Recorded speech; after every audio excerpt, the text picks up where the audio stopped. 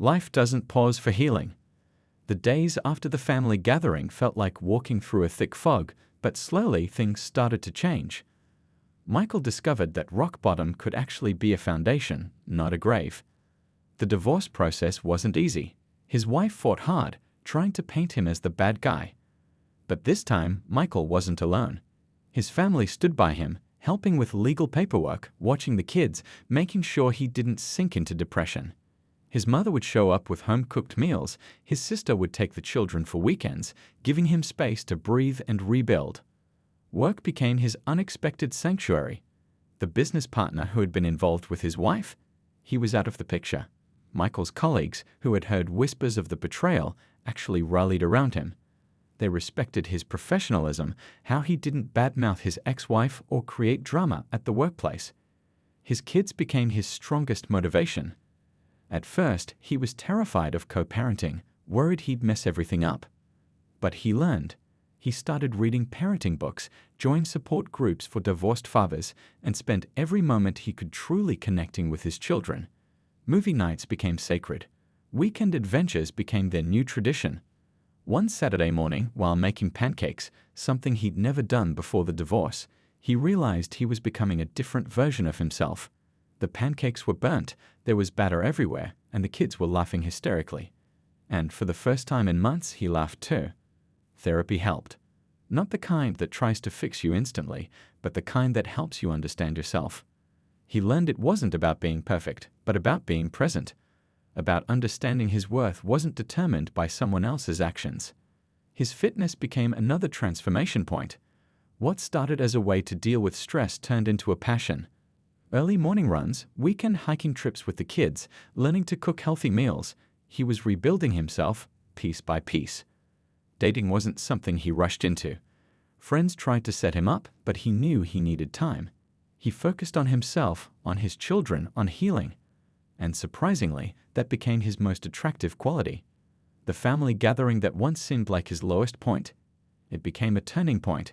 His family's unexpected support had been the lifeline he needed. They showed him that betrayal doesn't define you, how you respond to it does. A year later, things looked different. His business was growing. His relationship with his children was stronger than ever. He'd found a new apartment, created a warm home environment, and learned to smile genuinely again. During another family gathering, this time peaceful and loving, his mother looked at him with pride. "You're stronger than you ever knew," she said, and he believed her. Life hadn't been fair. The betrayal had been brutal. But Michael realized something powerful. He was writing his own story now. Not as a victim, but as someone who chose to rise. The kids jumped around the living room, playing a game they'd invented. His sister helped in the kitchen. His mother watched from her favorite chair. And Michael? He was right in the middle of it all, not perfect, but present. Completely, wonderfully present. Some stories end with revenge, some with sadness. But the best stories? They end with growth. With understanding.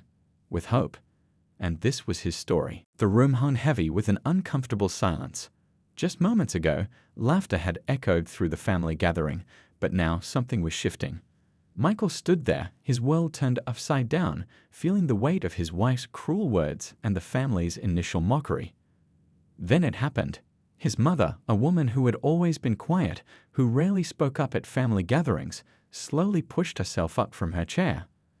Her hands, weathered from years of hard work, gripped the armrests as she rose. Everyone turned, expecting her to say something typical, something neutral. But not this time. "Enough," she said, her voice surprisingly firm. It wasn't loud, but it cut through the tension like a knife. Michael looked at her, seeing something he'd never seen before, a protective fire in her eyes. The entire room seemed to hold its breath. His sister, typically reserved and always trying to keep peace, surprised everyone next. She pulled out her phone and started tapping furiously. "I've been watching," she said, her voice steady. "For months, I've seen how things were changing. Nobody wanted to say anything, but I collected proof." Michael's best friend, who had been sitting quietly in the corner, slowly stood up. He was the kind of guy who rarely spoke at family events, preferring to blend into the background. But now he walked forward with a folder in his hand. "I think everyone needs to see something," he said quietly. The friend began sharing documents, email trails, messages, and other evidence that showed the depth of the betrayal. It wasn't just about an affair. It was about a calculated plan that had been brewing for months. Each piece of evidence made the room grow colder, the initial laughter now feeling like a distant, embarrassing memory. What struck Michael most was how his family was transforming before his eyes. These were the same people who moments ago had laughed at his humiliation. Now they were standing with him, protecting him, showing a solidarity he never expected. His uncle, a retired detective, started asking precise questions. His cousin, a lawyer, began analyzing the potential legal implications. Even the younger family members, who usually just played on their phones during gatherings, were now listening intently. "We didn't see it before," his aunt whispered, loud enough for others to hear. "How could we have been so blind?" The room was no longer about entertainment or gossip. It had become a space of unexpected support, of family closing ranks around one of their own who had been deeply hurt. Michael felt something he hadn't felt in months, a sense of belonging, of being truly seen. The pain of betrayal was still there, but now it was accompanied by something else. Hope.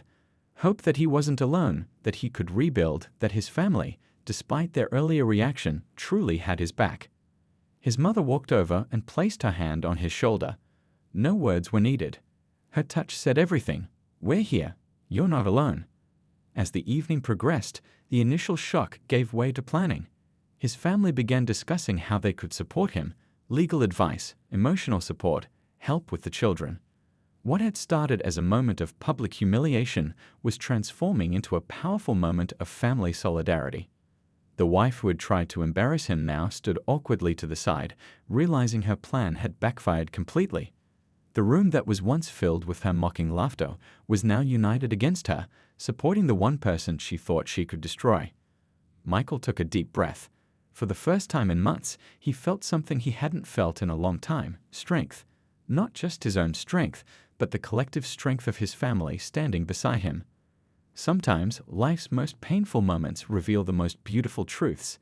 And sometimes family shows up in the most unexpected ways. The silence that followed felt heavy enough to crush us all.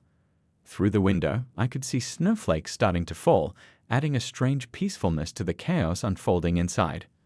My wife stood frozen in the middle of the room, her champagne glass still dangling from her fingers, all traces of her earlier smugness gone.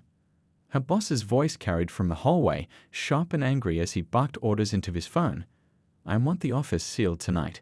Get security there now. Call our lawyers. Yes, all of them." The sound of his expensive shoes pacing the hardwood floor created a steady rhythm that only heightened the tension.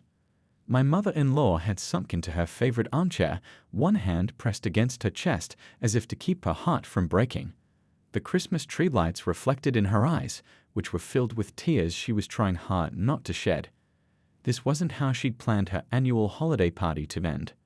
"You've ruined everything," my wife finally whispered, but her voice had lost its edge. The game was over, and she knew it. The champagne glass slipped from her fingers, landing on the carpet with a soft thud. Nobody moved to pick it up.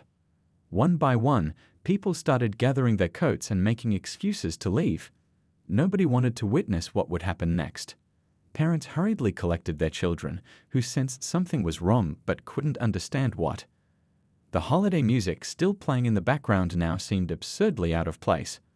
My brother-in-law, who'd always treated me like a real brother, stood by the door looking torn between family loyalty and his own sense of right and wrong.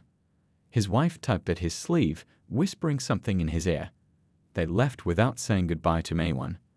"The police are on their way," my wife's boss announced, walking back into the room. His face was red with anger, his carefully maintained professional demeanor cracking. "The board wants to press charges for every fraudulent transaction we can find." He turned to me, his expression softening slightly. "How long have you known?" "Long enough to document everything properly," I replied, feeling strangely calm. "I've got copies of all the evidence stored safely with my lawyer. He's probably forwarding everything to the relevant authorities right now." My wife suddenly sprang into action, grabbing her purse and heading for the door. But her boss stepped in front of her. "Don't even think about it. The police will want to talk to you, and if you leave now, it'll only make things worse." She spun around to face me, her designer dress catching the light. Why? She demanded. Why would you do this to me? To us? I couldn't help but laugh, a short, hollow sound. To us? There hasn't been an us for a long time. You made sure of that. I pulled out my phone again, but this time I didn't connect it to the TV. Would you like to see the photos of you and your colleague from last weekend? The ones where you're checking into that hotel in the city while telling me you were showing houses upstate. Her face crumpled, not from remorse but from being caught. The sound of approaching sirens cut through the night air, growing louder by the second. Blue and red lights started dancing across the living room walls, turning the cozy family gathering into something that looked like a crime scene. My mother-in-law finally stood up, walking over to her daughter with slow, deliberate steps. Without saying a word, she reached up and removed the expensive necklace she was wearing. The family heirloom she'd given my wife on our wedding day. The soft clink of the clasp closing seemed to echo in the nearly empty room. I raised you better than this, she said quietly, her voice thick with disappointment. Then she turned to me. I'm so sorry. I should have seen it sooner. The front door opened, letting in a blast of cold air and 2 police officers. Their boots left wet marks on the floor as they entered, the same floor my wife had insisted needed to be perfectly clean for the party. As they began reading my wife her rights, I picked up my coat from the rack. Everything I needed was already packed in my apartment, ready for my early morning flight to Singapore. My new life was waiting, and suddenly I couldn't wait to begin.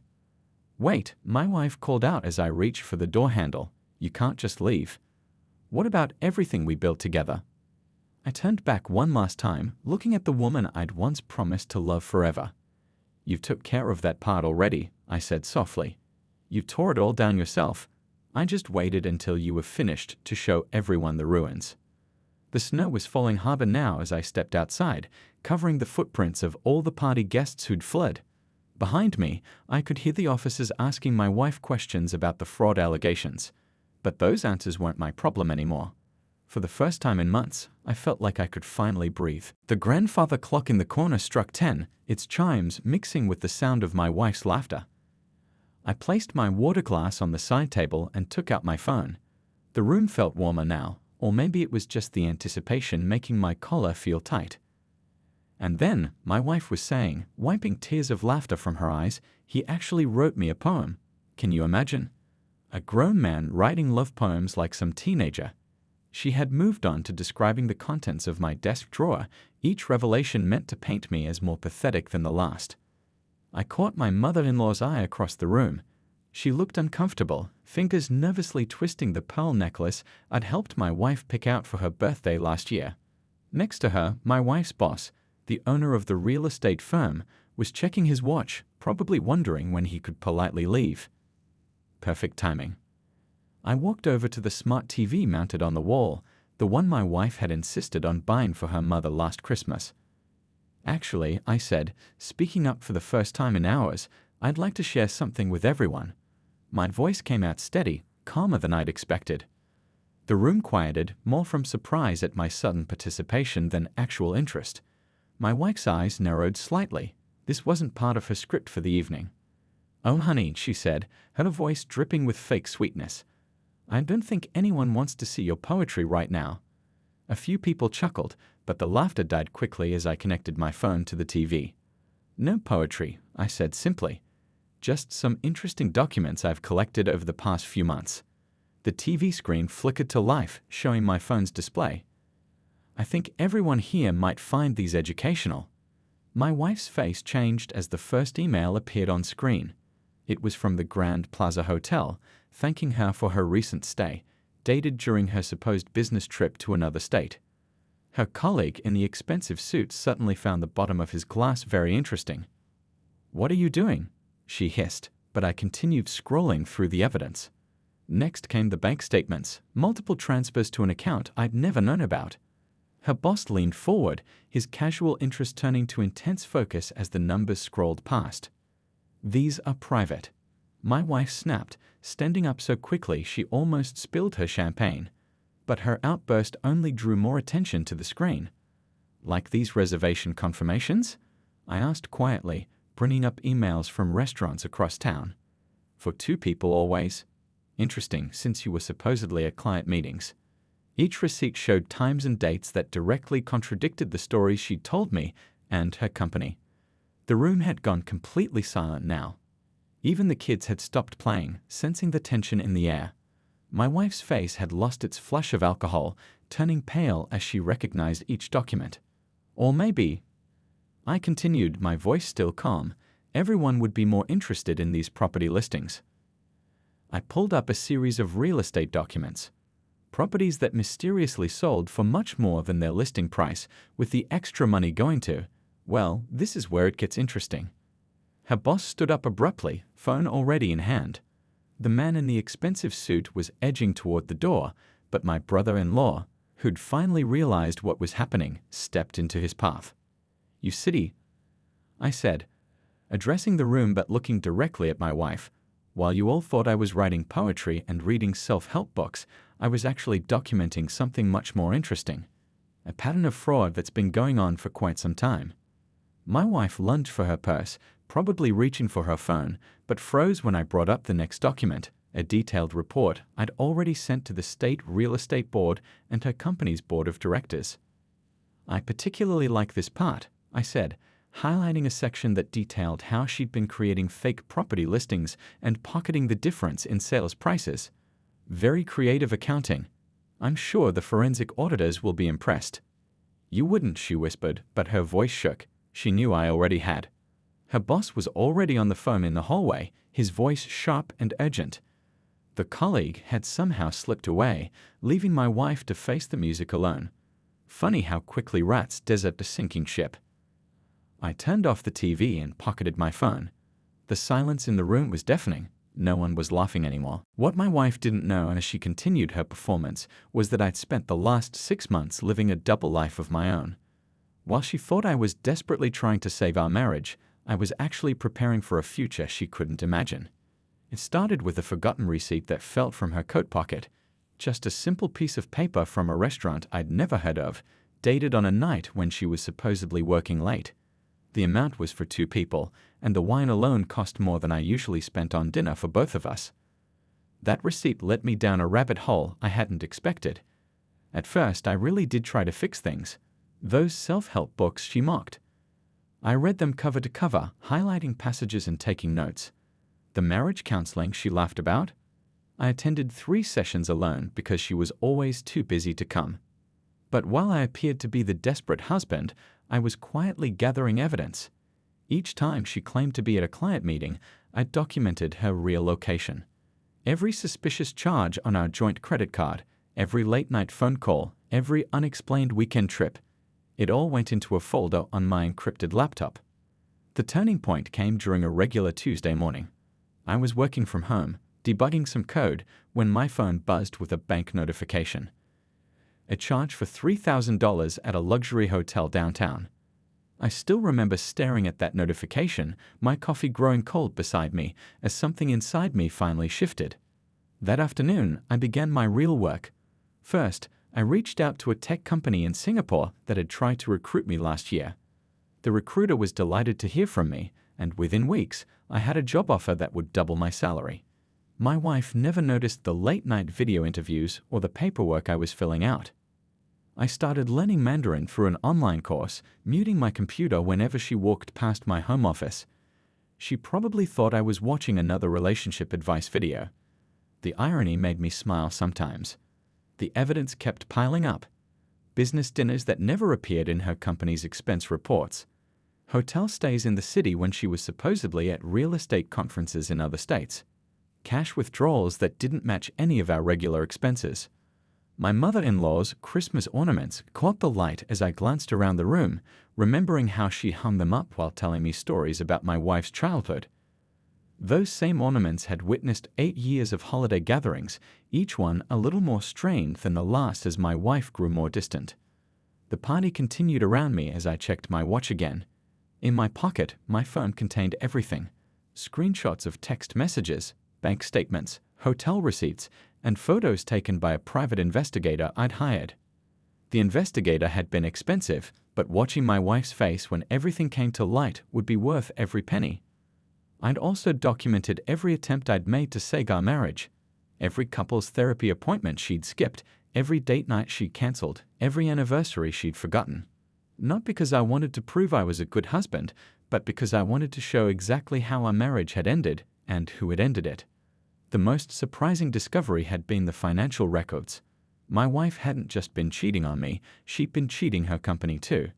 False property listings, inflated commission fees, creative accounting that would make her boss's head spin. It was all there in black and white. Through it all, I'd maintained my routine. I still made her coffee in the morning, still asked about her day, still acted like I believed her lies about working late. I even started going to the gym, not out of desperation to win her back, but because I needed something to fill the empty evenings when she was showing properties to her clients. The biggest challenge had been keeping everything from my family. They'd noticed something was wrong, of course. My sister had called twice last week, worried about how quiet I'd been lately. I hated lying to her, but I couldn't risk anyone finding out before everything was in place. Now, watching my wife hold court in her mother's living room, I felt an odd sense of peace.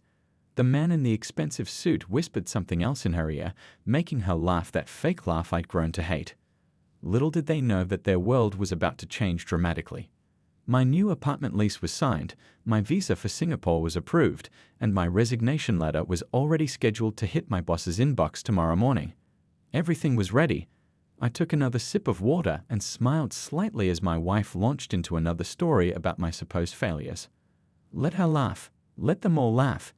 In just a few minutes, they'd learn that sometimes the quiet ones are the ones you should watch out for. The party was in full swing when everything started to unravel.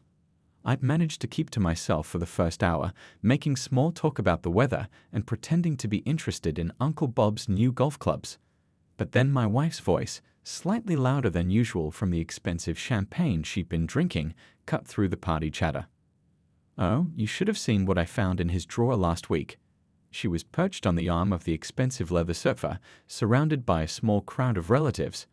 The way she said his made my stomach turn, like I was some stranger she'd found in her house rather than her husband of 8 years. I stood near the fireplace, pretending to check my phone while actually watching the scene unfold. My mother-in-law's antique clock ticked away on the mantel, marking each excruciating moment. "He'd bought all these self-help books about saving your marriage," she continued, waving her champagne glass for emphasis. A few drops spilled onto the carpet, but she didn't notice. The titles were just pathetic. "Win Her Heart Back," "Save Your Marriage in 30 Days." Can you believe it? Scattered laughter rippled through her audience. My sister-in-law at least had the decency to look uncomfortable, studying her shoes as if they held the secrets of the universe. And the letters? My wife's voice took on a mocking tone. Pages and pages of apologizing for things he hadn't even done wrong, promising to be better, whatever that means. She made air quotes with her fingers, nearly spilling more champagne.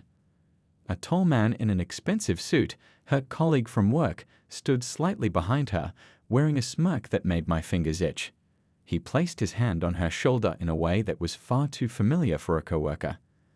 I watched as his thumb traced small circles on her silk blouse, right there in front of everyone.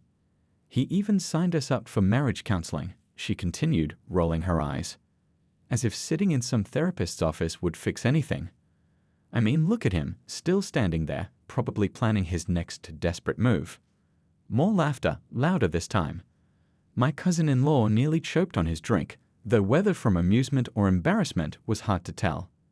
I felt everyone's eyes flicker toward me, then quickly look away. The Christmas tree lights suddenly seemed too bright, the holiday music too cheerful. My hand tightened around my phone, but I kept my face neutral.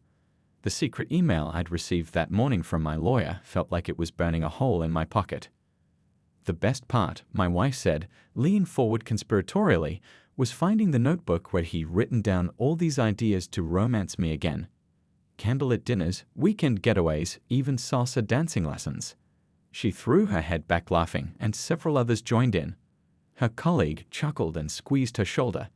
"Sounds like a bad romance novel," he said, his voice tripping with contempt. What they didn't know was that each of those desperate attempts had been carefully documented. Every receipt, every registration, every effort to save our marriage, all of it would show the court exactly who had tried and who hadn't. "I mean, honestly," my wife continued, her words slightly slurring now, who still believes in that kind of fairy tale nonsense. Sometimes things just end, and no amount of pathetic begging can change that. The room had grown warm, almost suffocating. A few of the older relatives had drifted away, seeking refuge in the kitchen or the back patio. But most stayed, trapped in that awkward space between entertainment and embarrassment. I took a slow sip of my water. I'd switched from wine an hour ago, needing a clear head for what was coming. My wife was still talking, but I'd stopped listening to the specific words. Instead, I watched her gestures grow more animated, her laugh grow louder, her audience grow more uncomfortable. The man in the expensive suit whispered something in her ear, making her giggle like a teenager. 8 years of marriage reduced to a joke for party entertainment. But that was okay. Let her have this moment. Let her think she had the upper hand. Because in my pocket, my phone held everything I needed to change the story. Evidence, documents, timestamps. The truth had a funny way of coming out when you least expected it. And tonight's party was about to take a very different turn. I checked the time, 9:45 p.m. In exactly 15 minutes, my lawyer's email would be automatically forwarded to several very interested parties. Sometimes the best response to a public humiliation isn't an immediate reaction, it's a carefully planned revelation. The Christmas lights twinkled softly against the falling snow as I pulled up to my mother-in-law's house. The driveway was already packed with cars, meaning I was the last one to arrive, as usual. I sat there for a moment, gripping the steering wheel, trying to gather the courage to walk in. My wife's voice echoed in my head from this morning, "Don't embarrass me tonight." 8 years of marriage, and somehow I'd become the embarrassment. Me, the guy who spent countless late nights coding to make sure we could afford the house she wanted in the fancy neighborhood. The same guy who skipped his own father's retirement party to attend her company's award ceremony. Funny how life works sometimes. I checked my reflection in the rearview mirror. At least my new blue sweater looked decent. The one good thing about working from home was that I'd lost some weight without stress eating lunch at the office. My wedding ring caught the light as I adjusted my collar, and I wondered if anyone inside knew it was all falling apart. Through the bay window, I could see everyone gathered in the living room. My wife stood in the center, as always, wearing that red dress she'd bought last week. She was doing what she did best, commanding attention. Even from here, I could see her perfect smile, the one she'd practiced 1,000 times in the mirror. The same smile she gave me when she said she was working late at the office. The sound of laughter drifted out into the cold night air as someone opened the front door to let their kid chase a ball into the yard. My brother-in-law waved when he spotted my car, and I knew I couldn't stall any longer. Time to join the party. Walking up the icy path, I clutched the bottle of wine I'd brought, my wife's favorite, though she'd probably pretend she didn't like it anymore. The doorbell echoed inside, and my mother-in-law's familiar voice called out, come in, we're all waiting." If they only knew what I had discovered over the past 6 months. The secret phone calls, the mysterious weekend business trips, the credit card statements that told a very different story from the one my wife had been telling. But tonight wasn't about any of that. Tonight was about playing my part one last time. My hand touched the doorknob, and I took a deep breath. The warm air inside carried the scent of cinnamon and pine needles, the same smell that used to mean family and belonging. Now it just reminded me of how fake everything had become. "There you are," my mother-in-law exclaimed as I stepped inside. We were starting to worry. Her hug felt genuine, at least. She'd always been kind to me, even if she did think her daughter could have done better.